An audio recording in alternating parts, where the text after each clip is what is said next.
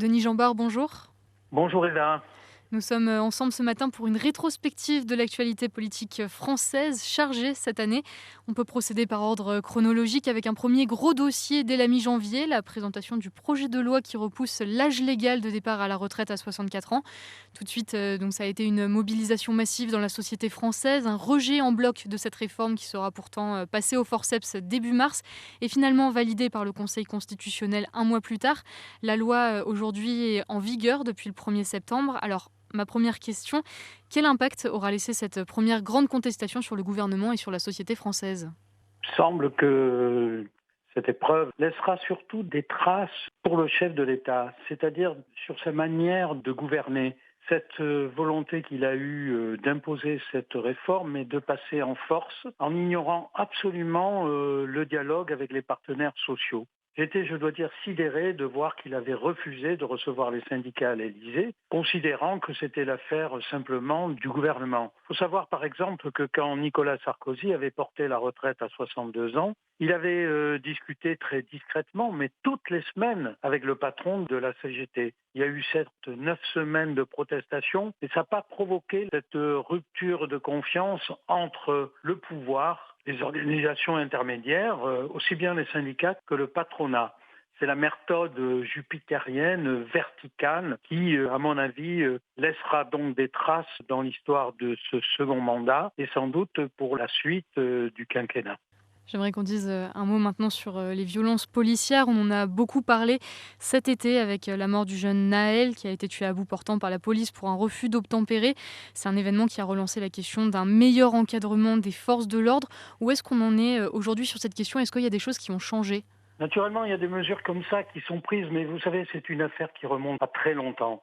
En vérité, des réformes ont été opérées dans la police à la fin des années 90 et au début des années 2000. Et pour satisfaire aussi les policiers et accélérer l'évolution des carrières, on a relâché les exigences en termes de formation. Et donc, dans la hiérarchie sont montés des gens qui n'étaient pas très bien formés. Et aujourd'hui, le recrutement de la police va avec une formation des gens qui sont d'un niveau assez médiocre, qui par malchance et en raison de leur histoire personnelle n'ont pas reçu l'éducation nécessaire pour postuler à ces concours ou à cette entrée dans la police. Ces gens-là ont une formation donc qui n'est pas suffisante, formation de base, et la formation qui leur est donnée désormais dès lors qu'ils entrent dans la police est trop courte.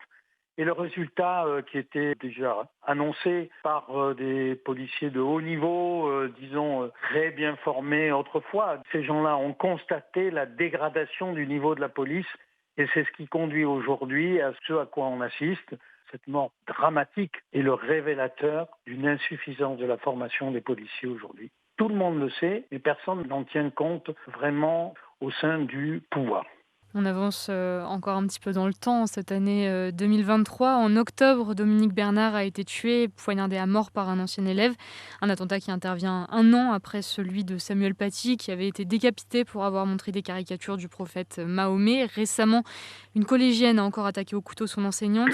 Comment réagit le gouvernement face à ces menaces? Le gouvernement, comme on a pu le voir d'ailleurs ces derniers jours, fait un gros effort pour essayer d'éviter ce type d'actes. Très souvent, ces actes sont commis par des gens qui se revendiquent d'un islamisme radical. Donc, il y a un très très gros travail des services spéciaux pour essayer de prévenir ce type d'actes. Maintenant, on le sait bien, à travers Internet, il y a des gens qui deviennent ce qu'on a appelé des loups solitaires, qui sont peut-être pas toujours solitaires, mais qui sont souvent manipulés par des réseaux radicaux. Et donc, je pense que c'est très difficile de contrôler les actes individuels. On voit bien que même un certain nombre de gens qui sont repérés, en raison des difficultés à mettre en œuvre les mesures d'expulsion, eh bien, continue à sévir et éventuellement à commettre ces actes épouvantables. C'est quand même une préoccupation grandissante maintenant dans l'éducation de voir que les gens qui sont en charge d'éduquer les jeunes aujourd'hui dans ce pays et de leur transférer des valeurs et les principes de la République française sont aujourd'hui menacés de mort, voire exécutés comme on l'a vu par deux fois.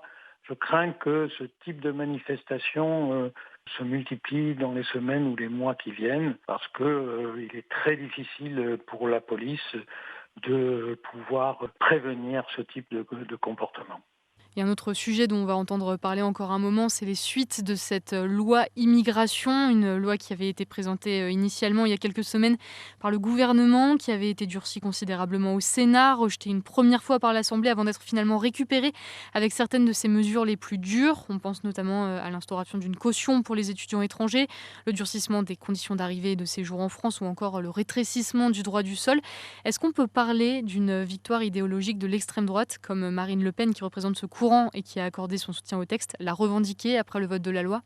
Oui, on peut parler d'une victoire idéologique de Marine Le Pen. Le tour de force réussi désormais du Front National, c'est d'avoir fait de l'immigration un sujet central dans la société française. Et tous les partis se sont mis à courir derrière, au fond, Marine Le Pen et ce pouvoir en place encore plus que les précédents par la loi qui vient d'être adoptée et dont on peut penser que, au fond, elle ne changera pas grand-chose dès lors qu'on sait qu'il y a bien des mesures là qui seront inefficaces et qui n'arriveront pas à réguler la question migratoire, question dont on ne prend pas la mesure en l'analysant profondément. On fait beaucoup de politique là-dessus, mais on ne travaille pas sur le fond du sujet.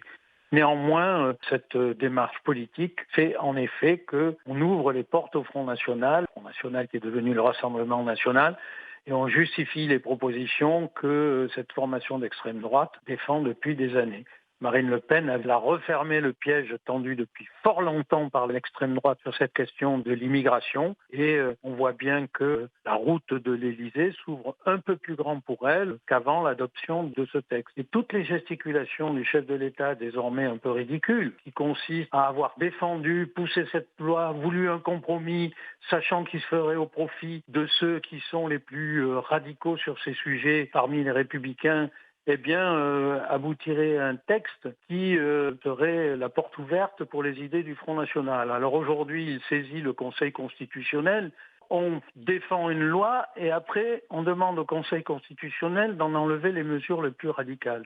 C'est d'une hypocrisie formidable. Et par ailleurs, c'est un ratage politique en ce sens que ça confirme idéologiquement la progression des idées de l'extrême droite en France.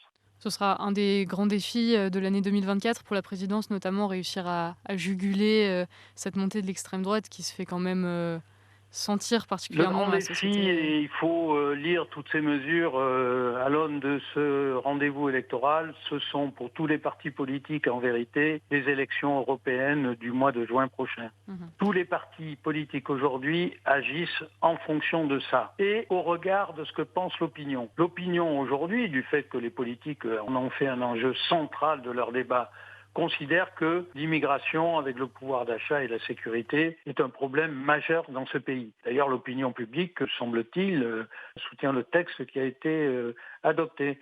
Donc c'est la course vers l'opinion publique pour essayer de la séduire dans la perspective électorale des européennes. Et au fond, s'il y a une critique à faire, c'est qu'on ne traite pas du sujet de l'immigration en fonction de l'analyse de la question migratoire, mais en fonction des intérêts électoraux et de l'écoute de l'opinion. L'opinion n'a pas toujours raison sur tous les sujets. Et c'est une forme de démagogie aujourd'hui qui est à l'œuvre sur cette question-là.